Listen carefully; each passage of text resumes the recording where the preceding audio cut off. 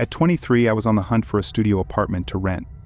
Fresh out of college, I had next to no money, barely scraping by on a bit more than minimum wage. My primary focus was finding the cheapest possible option available. Initially, I searched for both one-bedroom apartments and studios. However, as the weeks went by, it became increasingly clear that those options were simply not financially feasible. Reluctantly, I turned to Craigslist, despite its less than stellar reputation. One of my friends had a positive experience and recommended it, so I decided to give it a shot. On the first day of browsing Craigslist, I didn't come across anything suitable, though the sheer volume of listings gave me a glimmer of hope. Unfortunately, none of them matched my location or price requirements. It was around the third or fourth day of searching that I stumbled upon a new listing that caught my attention. Located a few miles away, it was for a studio in a small apartment building. Despite the low-quality, pixelated pictures, I decided to investigate further, intrigued by the promising details.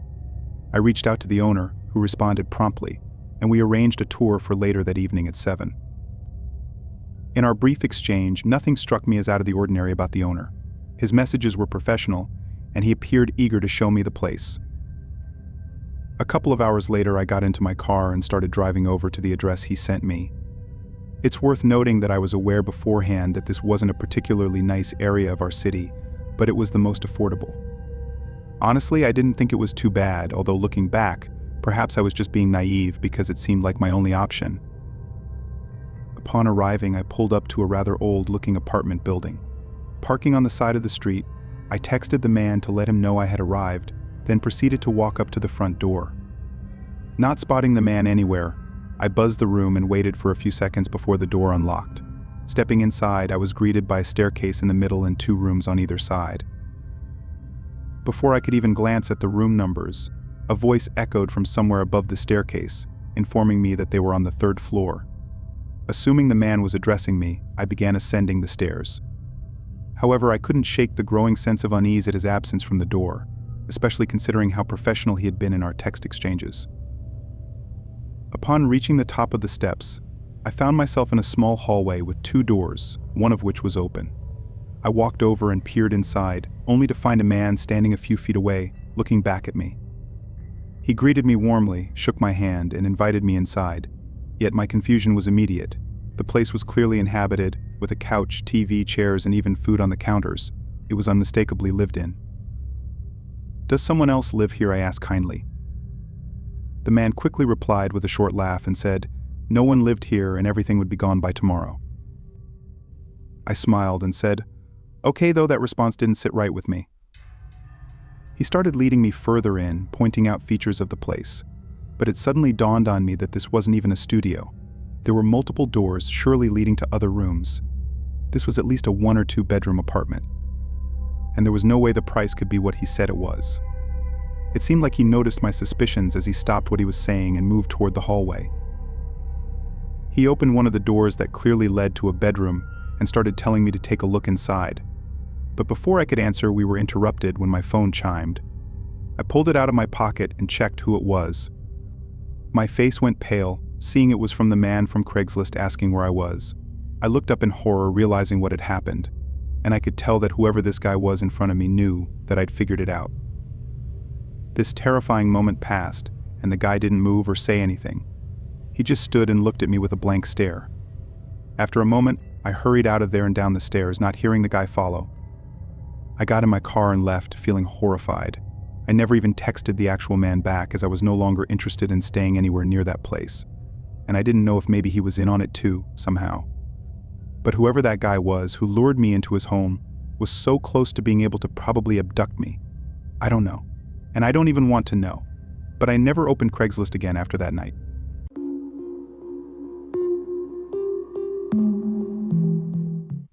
I was on Craigslist for the first time in probably 5 years, I thought to myself, realizing I'd forgotten about the site. I'd never had any need or use for it and hadn't really heard about it lately.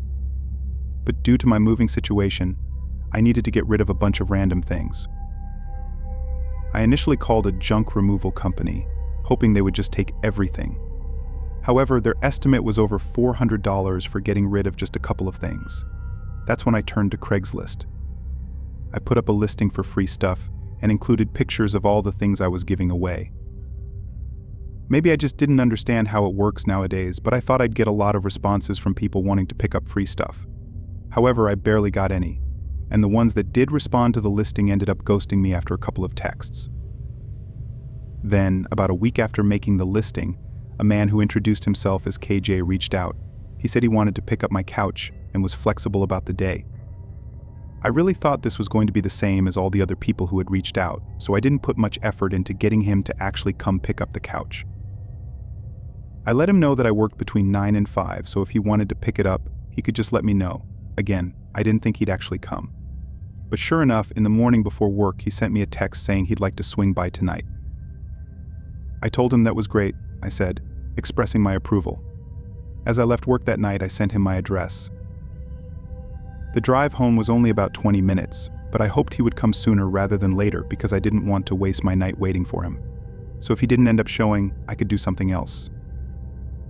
When I pulled into my driveway, a car was parked on the curb right next to my house, but nobody was in it. It was the only car parked on the whole street, so it seemed clear that they were at my house. Thinking it was KJ, I quickly got out and ran to my front door, but he wasn't there. It crossed my mind that this could be just some crazy coincidence, and the car might be for someone else's house, but I wasn't convinced. I got inside and sent a text to KJ asking what his ETA was. Then I stood by the window and looked outside.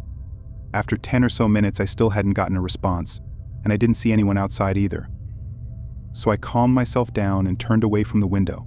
I went to the kitchen, pouring myself a drink and just standing there when a small thud sounded from upstairs.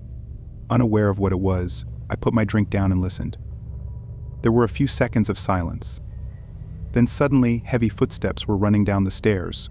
I was so caught off guard. I just stood where I was and stared down the hallway as a man appeared at the other end, running right to the front door. He swung it open and ran out. And when I made it to the front, he was already driving away in that car that was parked on the curb.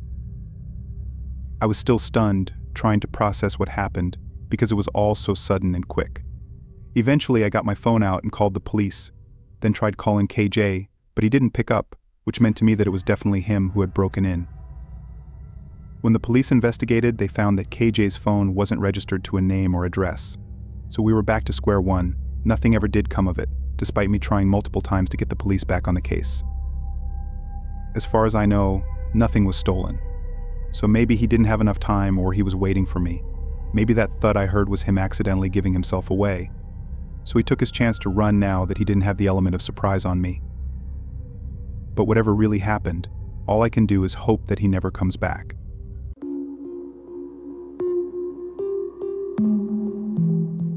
That night changed everything. Now every shadow holds their sinister secrets. In 2018, I experienced a divorce that left me with virtually nothing. I relocated to a small home, but it was empty. I lacked furniture, appliances, everything, really. The task of furnishing my place seemed daunting, particularly from a financial standpoint.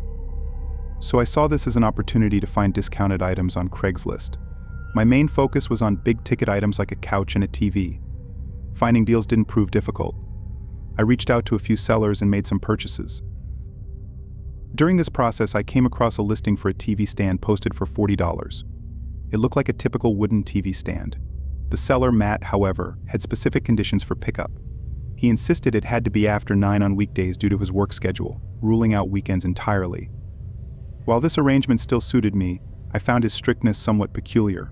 I assumed this specificity was why the item hadn't been sold yet. I agreed to pick up the TV stand on a Wednesday at 9:30 p.m. On the appointed day, I confirmed with Matt and received his address. The town he lived in was unfamiliar to me, only mentioned in passing conversations. Soon I understood why. Most of the homes were dilapidated, with aging infrastructure. Even the streetlights were mostly non-functional. Pulling up to Matt's house didn't ease my unease. It matched the rundown appearance of the surrounding homes, illuminated only by a dim hallway light. I counted out $40 and tucked the bills into my pocket before stepping out of my car and onto his porch. As I waited for him to answer the doorbell, I glanced around his yard. It was cluttered with various items, garden statues, eclectic decorations scattered about. The porch itself was adorned with knickknacks and oddities. Then he opened the door. Matt was a tall and skinnier-looking man. Probably in his 40s, I observed. He wore a tired expression, as if he hadn't slept in days. As he welcomed me inside, I could smell booze on his breath. If I'd known beforehand that this was who I'd be buying from, I never even would have come here, I thought, but it was too late for that now. As we walked down the hall, stuff was scattered all around the house. It wasn't like a hoarder's home you'd see on TV, but more like an abandoned house that had been trashed by random teenagers. When we reached the living room in the back of the house, he pointed at the TV stand. The room was barely lit, making it hard to see the condition it was in. "Any chance you could turn on the light for me?" I asked politely. Matt didn't respond, but walked over to the wall and flicked on a small lamp in the corner.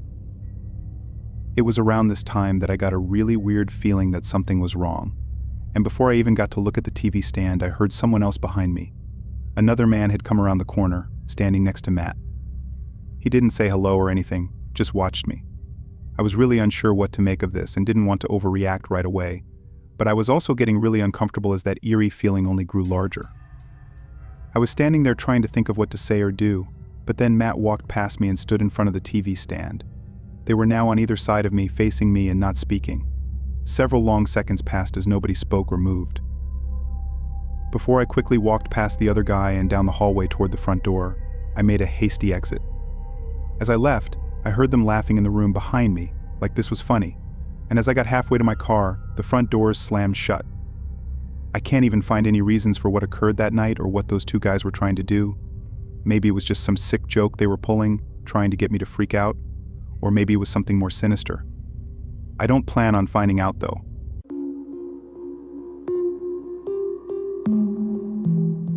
It was May of last year and I had just signed a lease on a new house.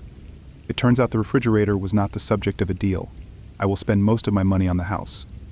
So I started looking for a cheap one at garage sales. I haven't found any way this way. Therefore, I miss Craigslist. After only 10 minutes, a person appeared not far from me. I called the number and a nice woman answered. She said the refrigerator was still for sale, but she couldn't guarantee it would still be there when I arrived. So against my better judgment, I asked him about PayPal and sent him $75. She sent me an email confirming that she had received the money, and we set a date for me to pick it up. That Saturday, I texted him to let him know I was on my way. The house was a beautiful ranch-style house probably built in the 80s. I knocked on the door, and this hot girl with brown hair and a very short haircut answered. After choosing fieldwork, I asked her about Sunny, and she said it was her and took me inside. I have no reason to worry. Just like the outside, the house is well finished and smells clean. We chatted for a few minutes until a tall guy, at least 6'5", covered in tattoos, appeared from the kitchen. She introduced me as John, her boyfriend, and told me he was going to take me to the refrigerator.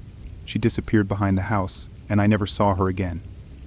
John led me through the kitchen to the garage door. He opened the door and pointed to the refrigerator. He was in front of me, almost sitting against the high door. I could barely see it because the garage was so dark. I asked him if he had a light, but he said it was broken and they hadn't had a chance to fix it. It's not serious. He had to open the high door so I couldn't get out. Anyway, I asked him to pick it up, but he said it was also broken. He apologized. I was just about to present it to the House of Commons. This upsets me, but I have no other choice. Right now. There was a bit of light coming from inside the house. It must have done that. I took 2, maybe 3 steps into the garage before realizing there was plastic on the floor. I looked down and saw it covering the entire floor. That's when I started to worry. I don't see any reason why I should be there, except that I would stop walking. John's shadow began to get closer. Then in the left corner I heard shuffling. Everything in me speaks of leaving. Suddenly I turned around and quickly went back to open the door. I was surprised that John was so close to me, but I continued. I snuck up to him and said, I left the stroller in the truck, and I'll be right back. Not far away there was a cart leaning against the wall. He pointed at it and was about to say something, but I didn't stop. When I was sure he was no longer behind me, I ran the rest of the way to my truck door. I jumped in and out of there. I don't know what happened after that. I received a few messages from Dawn, but posted them without reading them. When I got home, I logged on to Craigslist to report them. I was shocked to see that the list was gone. I looked around for another 30 minutes to make sure they deleted it immediately. I also called the police and reported it. They seemed a bit skeptical about my request but promised to check. I never heard from them again and I didn't care. I'm alive, and that's enough for me. For the $75, I have no chance of asking for a refund, and it's not worth getting involved with these monsters anymore. Since then, I haven't gone there anymore. The whole system seems dangerous to me these days. Anyway, a week later I got lucky and a thrift store in my neighborhood had a used refrigerator. It cost $100, but it's much nicer than this one, and it serves its purpose very well. And in conclusion, I don't want to mislead people. I don't think Craigslist is dangerous, and it's free. Thousands of people collect their belongings every day without any problems. But after what happened to me, I don't think it's worth it. However, if you find anything on the site, just be careful. Bring a friend when picking them up if you can meet in a public place during the day. But more importantly, use your head in the situation may seem fuzzy and could be the difference between life and death.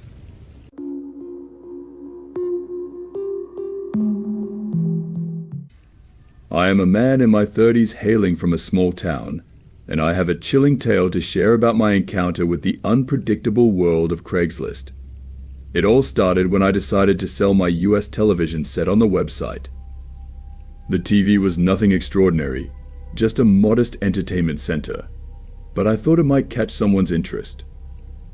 Little did I know that the simple act would spiral into a horrifying ordeal that still sends shivers down my spine. The first sign of life from the other side of the screen was a message from a woman who seemed quite keen on the entertainment center. "Hi there. I saw your TV listing. Is it still available?" she messaged. We exchanged a few messages, and soon enough, we had arranged a time for her to come over and inspect the item. The plan seemed straightforward enough. We agreed on 7 o'clock, and I made sure everything was ready for her visit. As the clock neared 7, I waited with anticipation. But as the minutes ticked by, there was no sign of her. Confused, I decided to text her to see if she was still planning to come. After what felt like an eternity, I finally received a response just when I was about to call it a night. "So sorry. Can I still come over?" she apologized. Being a night owl, I thought, why not? Let's give it a shot, even though it was already 10 p.m. As you can imagine, the 10 minutes she said she would take to get there turned into 20. I began to question whether I was wasting my time when another text message arrived. "Just pulling up now," she messaged. My curiosity overcame me, even though she said she was just pulling up. A mixture of anticipation and caution filled me as I made my way to the front door. My heart skipped a beat as I approached the door. Not only was the woman there in my driveway, but her car also had 4 or 5 additional occupants. "Who are they?" I asked, feeling a knot in my stomach. "They all want to see the entertainment center," the woman explained in a casual manner. "I don't know about you, but having a bunch of strangers break into my house wasn't in the plan." I firmly informed her that only she could enter to check out the TV. I wasn't even sure I wanted her to enter my home at that point. "I'm sorry, but I can't allow everyone in," I stated firmly. Despite her insistence, she might understand, so I told her no. I was surprised to see the woman lose her composure and become angry at my choice. "This is ridiculous. You're not being very accommodating," she snapped. She had the gall to accuse me of not living up to my Christian obligations. Let me tell you, putting myself in danger wasn't part of being a good Christian. As you might imagine, I locked all the doors because I was uneasy and went inside my house for protection. With my heart racing, I couldn't help but glance out the window. One of the guys who was with her made the odd decision to relieve himself at the end of my driveway, which made things even more bizarre. It looked like a scene from a horror film throughout. They eventually got back in the car, and with a screech of tires, they all drove off into the night. I couldn't believe it. It was like a nightmare had abruptly ended when I considered what might have occurred if I had allowed them inside. I couldn't help but shudder. I learned a valuable lesson about using Craigslist to transact with strangers after that terrifying incident. I made sure to exercise extra caution and follow my gut instincts going forward. Simply put, you can never be sure who is lurking in the online world shadows on the other side of that screen. Therefore, keep my story in mind. If you ever find yourself selling something on Craigslist, be wary, establish boundaries, and resist pressure to jeopardize your safety. After all, it's preferable to be branded a bad Christian than to experience a real-life horror story.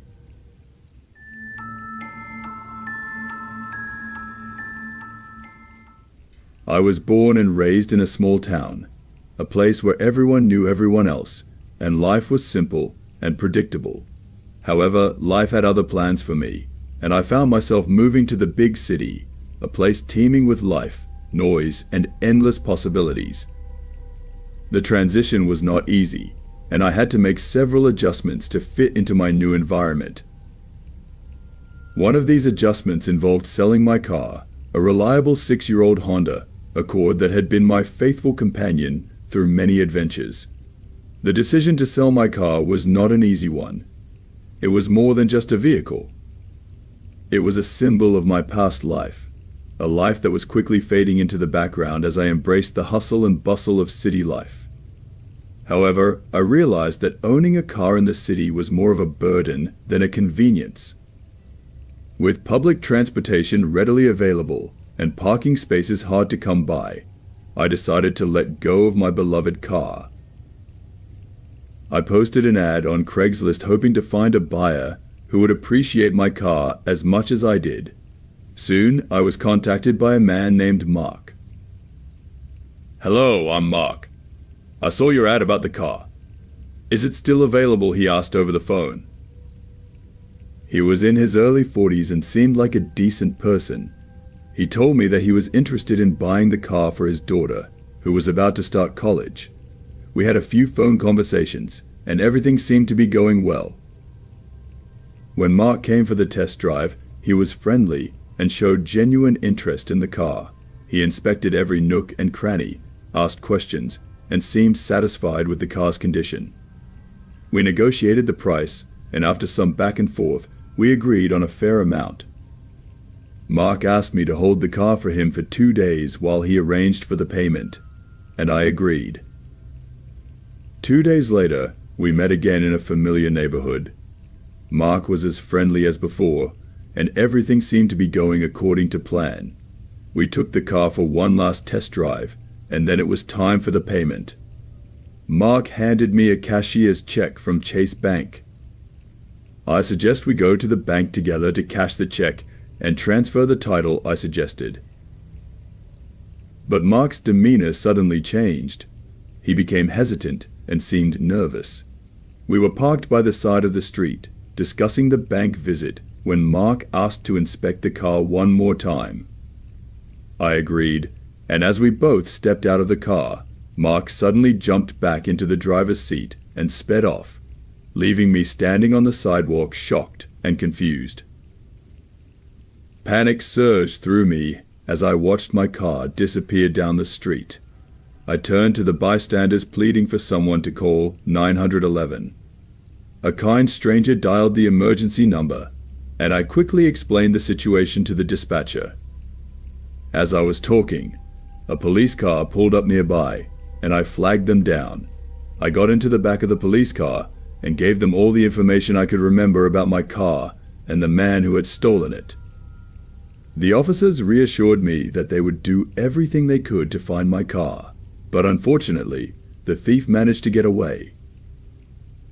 In the following weeks, I had to deal with the aftermath of the theft. I filed a police report, contacted my insurance company, and tried to come to terms with the loss of my car. I was frustrated and angry with myself for letting my guard down and allowing this to happen. 3 months later, just as I was about to receive compensation from my insurance company, I received a call from the police. They had found my car 3 states away. It turned out that Mark had been part of a car theft ring. He had stolen my car and sold it to another man who had then sold it to an unsuspecting buyer. The police arranged for all of us to meet at the station. The man who had bought my car from the thief agreed to return the car to me, and the thief agreed to refund the money to the buyer. In the end, I did receive compensation for my car, but the whole ordeal left me feeling stressed and demoralized. Despite this experience, I continued to buy and sell cars on Craigslist. However, I learned a valuable lesson from this incident. Now, I always make sure to take a photo of the buyer's driver's license at the beginning of every meeting. This experience taught me the importance of being cautious and vigilant, especially when dealing with strangers.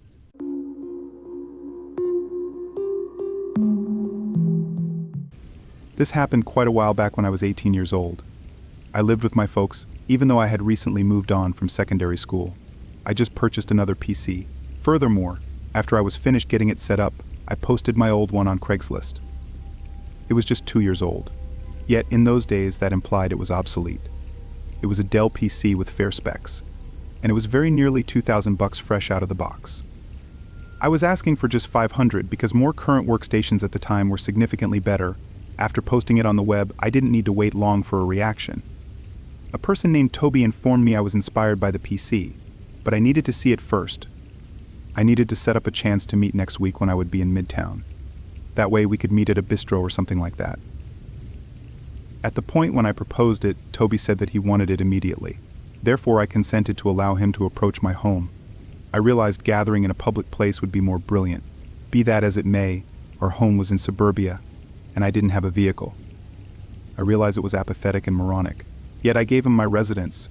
My folks weren't home, and I figured it'd be a speedy deal and that nothing would turn out badly. Toby appeared sometime thereafter, on a Saturday at around 7 p.m. I saw a more seasoned van maneuver into the carport, and a man got out. In any case, he was in good company. He had one more person with him. The two of them were no less than 30, a lot greater than me. When that's what I saw, I felt somewhat frightened. Something about their presence felt off. In any case, I forgot about the inclination. All things considered, they were only there to check a PC out. I let them in, and we set up in the kitchen. I started showing the PC to Toby, and afterward, his companion promptly requested that I utilize the restroom. I pointed him to the correct heading, which was not far off and down a short passage. Then, at that point, I zeroed in on showing the PC to Toby. Around 10 minutes passed while we were checking it out. I had deleted it in advance, so it was fundamentally running as new. Then, at that point, I unexpectedly understood that the other man hadn't gotten back from the washroom. "Hello, he's your companion." "Good," I asked Toby. "No doubt, you can take some time some of the time, just relax." He consoled me. I tuned in as intently as I could and heard strides that weren't coming from the washroom region. They were coming from higher up. Since there were only the three of us in the house, I realized it was him. The restroom was on the fundamental floor, so there was not a great explanation for him to be up there. That was the point at which I began to overreact inside. However, I attempted to conceal it. I nonchalantly got some information about his companion once more, trusting my anxiety wasn't appearing. His reaction was cold and frightening. He put his hand on my shoulder, not in a well-disposed way, but rather with a ton of strain. He told me not to stress over it. His grasp was fixed agonizingly. Furthermore, at that time I realized this was something other than a deal that turned out badly. We were being ransacked. That was most likely the arrangement all along. Alarm set in that I attempted to keep my poise. I advised Toby to take anything they desired and simply go. However, he didn't give up. His grasp on my shoulder felt hard. It resembled danger. What's more, I began to shake. I realized I needed to move quickly. I figured out how to split away in arbitrarily my father's office on the primary floor, locking the entryway behind me. I left my telephone on the kitchen table, which was a dumb slip-up. Fortunately, however, there was a landline in the workplace where I was, so that saved me.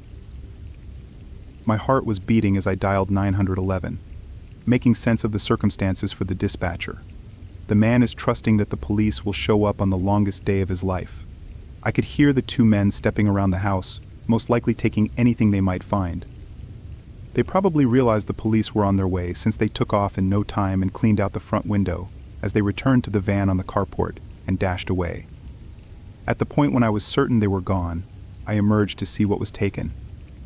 The main things I saw missing on the fundamental floor were the little television in the kitchen and the PC that I was selling. Notwithstanding, I later figured out that a large portion of my mother's gems were taken, as well as no less than $200 in real money. The police appeared around 10 minutes after the burglars left.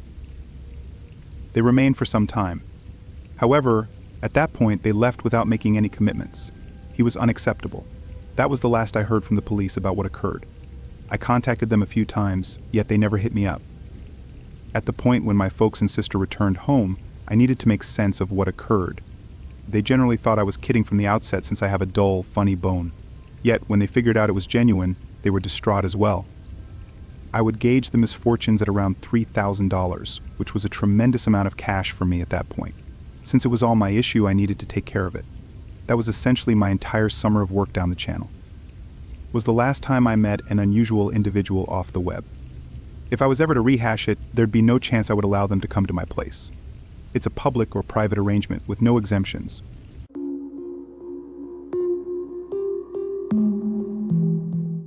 I use various websites like Craigslist for the same reasons everyone else does. You can find expensive items at significantly discounted prices, or even just cheap things for even cheaper. I don't have a ton of money, and using these sites is sometimes essential when it comes to getting things like furniture that's usually really expensive to buy anywhere else. This happened when I was looking around for a dining room table. Ours was really old, and my whole family used it as a place to eat and as a workspace, so it's been through a lot over the years. I went around on Facebook Marketplace and OfferUp, but neither had anything good. Most of them were still expensive, and even when I tried to bargain with a few of the sellers, none of them would budge. So then I went to Craigslist. Around here, I think most people use other sites nowadays, but Craigslist still always had the cheapest deals, though they were still somewhat rare to find. But almost as soon as I opened up the site and hit enter on the search bar, a really good listing showed up. It was a very basic wooden dining table that didn't have much wear on it, and the seller posted it for only $100. Compared to the $400, $500 everyone else was listing things for, this was a steal. I sent a message saying I'd love to check it out and would be willing to pay the full price. He didn't reply immediately, so I just took a break and hung out with my kids until around 7 when they went to their rooms to get ready for bed. I went back to my laptop and found a response from just a couple minutes ago. It was a very quick few sentences saying he was sorry but the table was going to be thrown out tomorrow morning, but if I really wanted it, I'd have to come by tonight or any time before 5 a.m. tomorrow. It was weird that he'd be willing to sell it at any time during the night, and his reasoning didn't make all that much sense to me. But after some thought, I replied back saying I could pick it up right now. I didn't want to go there really late into the night or super early in the morning, but it was only 7, so I didn't see a problem if I was able to go right now. The man replied quickly, agreeing and sending the address. It was only 10 minutes from my place, so I let my wife know what was going on and where I'd be, then headed out. From context clues, you probably already know that I don't live in a lavish area, so when I say the seller's house was really worn down, I mean it was really worn down. It was small like the others in our area, but the yard was full of trash and random other things, was surrounded by a thin chain link fence. I parked on the side and opened the fence, walking through the yard and up to the door, which was already open. I could hear some people talking and laughing. I peeked inside and gave a light knock on the door. Right away, a man came around the corner and invited me in. He looked like he was in late college, somewhere in his mid-20s. As I stepped inside, though, I couldn't help but notice how disgusting the whole place was. There were beer cans laying around and stains in the carpet. It looked like a really poorly taken care of house where they had probably hosted hundreds of college parties. The man was very laid back, though, casually walking me down the hallway and into the kitchen while talking about how he didn't have room for the table anymore. When we got to the kitchen, there were 2 other men, looking about the same age and standing against the wall, seemingly in the middle of a conversation. Next to them was the table. Somehow it looked almost untouched. I didn't know how that was possible considering the rest of the house. I walked around it and checked to see if it was stable and whatnot, but as I did, the house suddenly went quiet. The 2 talking had stopped and the man selling the table didn't speak either. I looked up, seeing them all staring at me. Did I do something? I asked, looking around at each of them. When my eyes fell on one of the men closest to me, though, I noticed that his pupils were massive, something that only being drugged up could achieve, but what he was on I didn't know. Regardless, in that moment, I knew this wasn't right. Not only was this getting strange, but I didn't want to buy a table that's been in this kind of house and used by these sorts of people. I think I'm going to pass on it. Thank you, though, I said softly. I started walking toward the hallway, but one of them stepped in front of me. He didn't say anything, he just stood there, blocking the way out. Something about the way they were all looking and acting. I could tell that whatever this was planned out, and they likely never meant to sell the table. My face fell to fear, as the anticipation of just standing there, surrounded by these strangers, began to overwhelm me. But then one of them stepped over and whispered something in the other's ear, and they moved aside, still not saying anything. I cautiously walked between them, hurrying down the hallway and out the door. A lot of things went through my head on the drive home. I knew that they were planning something horrible, but what that was and why they ended up letting me go, I'm not so sure of. When I got home, I told my wife, who convinced me to call the police and report it, but they couldn't do anything without anything having happened. So whatever those men were planning, I'll probably never know. I just hope someone else doesn't have to find out.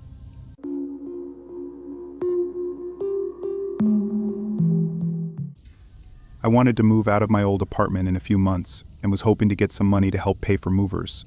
The shoes were nothing special, but I listed them for generous prices, hoping to get them bought quickly. It was some guy whose email had the name John K in it, and he offered just $5 less than my listing price. It seemed like an unnecessary adjustment to the original price, but I didn't want to keep waiting for more offers, so I wrote him back saying I was okay with that.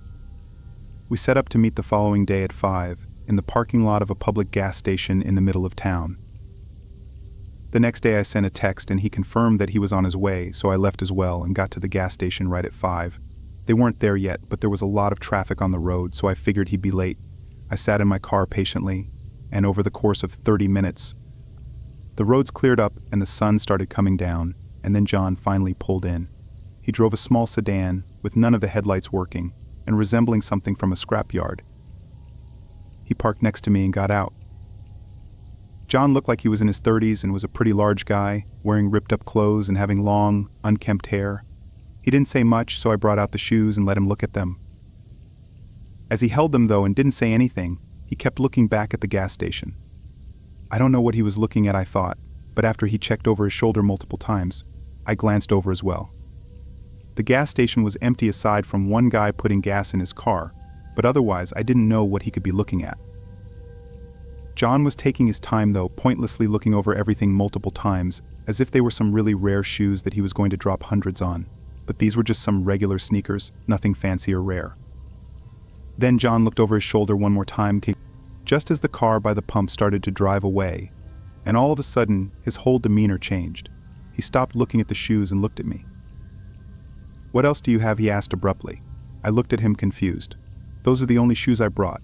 I didn't know you were interested in others." His eyes went cold as he stepped past me and put his hand on my car door, trying to open it. It was locked, I explained. John immediately looked at me and told me to unlock it. His voice was deep and strict, like it was a threat if I didn't.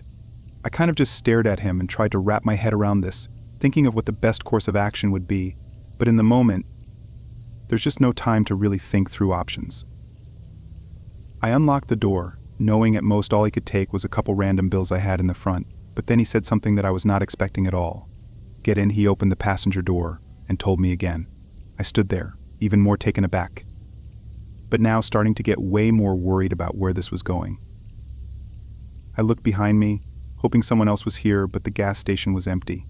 No people or cars anywhere in sight. John grabbed my arm and pulled me over to the door, taking the keys from me and aggressively shoving me into the car while throwing a few punches landing on the right side of my face. I immediately tried to get up, but John slammed the door against my head, making my vision go blurry and everything just sort of fading in and out. I heard him start walking around the car as if he was going to the driver's side, but then he suddenly turned around and sprinted back to his truck. I was still out of it and barely remember anything else, but I guess someone pulled in at the perfect time and confronted John, scaring him away. If they hadn't have helped me and John was able to get in and presumably drive away, I don't know what would have happened. Assuming his car was either stolen or untraceable to his name, then stealing my car and abducting me would have left no trace of our interaction, giving him days, if not weeks, to do whatever it was he planned before anyone would even come looking.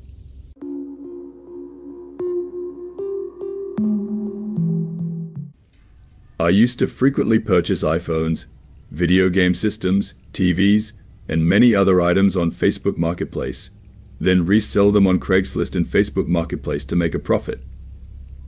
I've been doing this for years as a side job, and I've learned a lot along the way. Hello, I'm Mark. I saw your ad about the car. Is it still available? I usually try to resell iPhones because they seem to have the highest profit margin.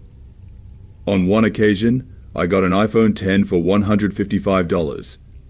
This was over a year ago, so it was a very good deal. You'd be surprised how low the prices you can negotiate from these people if you try. Most people might reject such ridiculous offers, but many just want quick cash, and they'll sell it to the first person who contacts them. So I took full advantage of it. Anyway, I had listed that iPhone X for sale at $300, and I wrote in the description that I would consider best offers. Usually this phone sells quickly, so I wasn't too worried about rejecting offers less than $300 because most of the time I could sell it within a week at the original price if I just waited. Just an hour after I posted the listing, someone contacted me who was interested in the phone. Hi, I'm interested in the iPhone.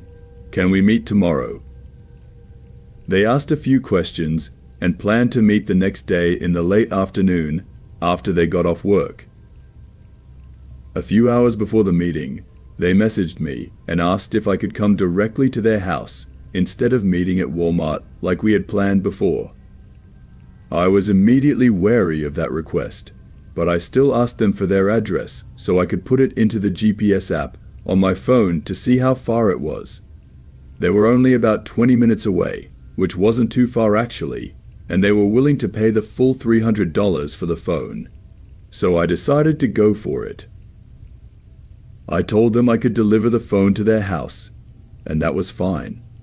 I just told them to let me know what time I should come.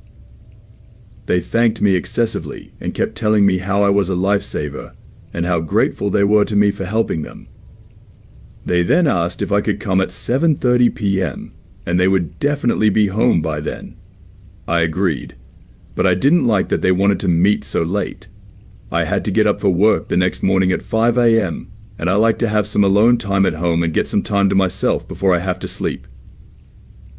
When they initially said we could meet after they got off work, they said late afternoon. So I expected it to be between 4:30 to 6 p.m., maybe at the latest, but I still went along with it because I really wanted to sell the phone. This woman didn't live in a neighborhood. She lived on a street off the main road in town. She definitely had neighbors, but the area had a somewhat rural feel to it. Around 7:20 p.m., I left because I wanted to make sure she would be there when I arrived. I told her when I was on my way and that I would arrive in about 20 minutes. When I arrived and knocked on the door, my anxiety tripled, waiting for an answer. It was starting to get dark, so that didn't help much. When the woman opened the door, she introduced herself as Sabrina. She invited me in and introduced me to her husband, who was sitting on the couch in the living room. Almost immediately, they started mocking me, making fun of my clothes and appearance, and even tried to pass it off as a joke. But I sensed strong passive aggression almost immediately after I walked in. I had a strange feeling about these people. There was something very wrong about them. I thought Sabrina might be on drugs because she was acting weird. And she looked like someone who was using something. And I'm not talking about weed. I'm talking about serious hard drugs. Her eyes looked sunken, and she was pale as a corpse. She was definitely on something. Trust me. She just wasn't acting right. Not like a normal person. Anyway, she was rude and somewhat pushy while I was there and argued with her husband about how much she was willing to pay for the phone. I let them look at the phone. Sabrina wanted to put her SIM card into the phone before buying it because she wanted to make sure the phone would work. She then started complaining about a small crack on the phone, even though I stated in the description that there was a small crack, and it was fully visible in the photos I took. She started getting upset and said that I was trying to scam her. She said she wouldn't pay more than $200 for it. I immediately said no and asked for the phone back, constantly trying to negotiate, and I said that I wouldn't accept less than $250. I made it very clear that I wouldn't accept anything less than that. Not liking that at all, she took her SIM card back from the phone and literally threw it towards me. And I mean, she really threw it at me like really hard. The phone hit me directly in the face and then fell to the floor after bouncing from my head to the hardwood floor. "What's wrong with you?" I asked. Then she ran off somewhere. I think it was her bedroom. I started screaming and crying hysterically. Her husband tried to calm me down and gave me $100 so I wouldn't call the police. I accepted the $100 and I didn't call.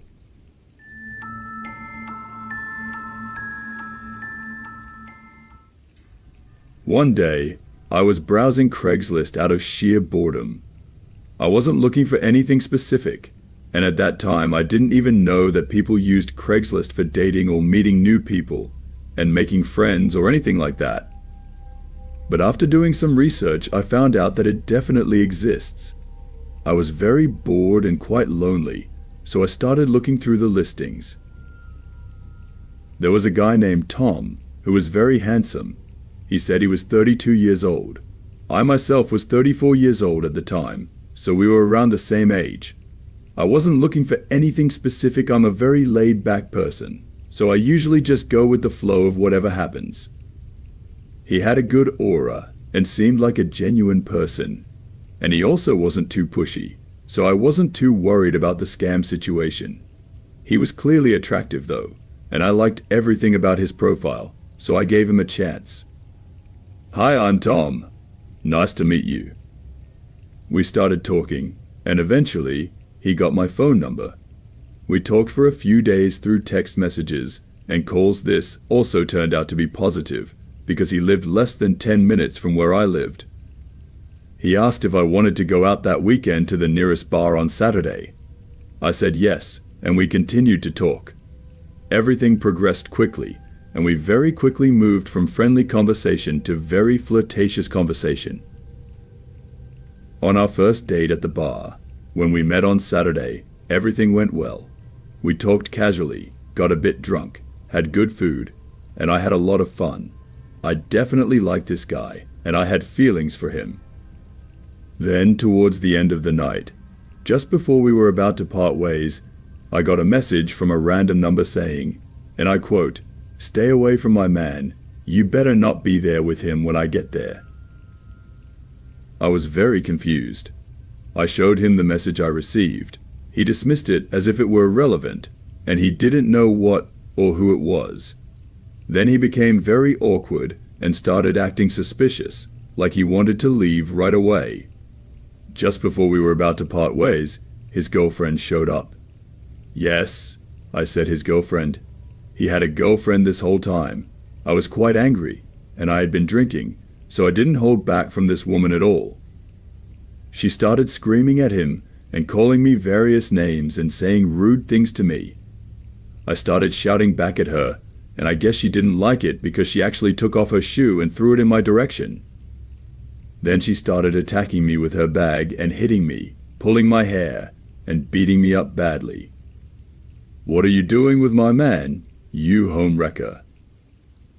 I tried to defend myself by grabbing her hair, but before I could, I fell to the ground and hit my head on the concrete. I had to go to the hospital because I was almost unconscious. That night was a big mistake. I still can't believe I was ever in that situation in the first place. I'm a very calm, friendly, and polite person, so the whole thing was very out of character for me, if you will. I didn't even know how she found out about us, or even how she knew we were at the bar together. I'm glad she found out before I got too involved with this guy and got more heartache than I already got. She eventually got arrested that night and charged with assault. I walked away without any charges or time in jail at all. I just went away with a severe concussion and a big reminder of why I'll never meet random strangers from the internet again. I now have a fiancé, and we've been together for over 5 years, and we're getting married next year. We plan to start a family soon, and I've never been happier. This is just one of the stories I like to tell when warning people about the dangers of the internet and meeting unknown strangers. You never know what someone's true intentions could be. Things could have been much worse for me that night.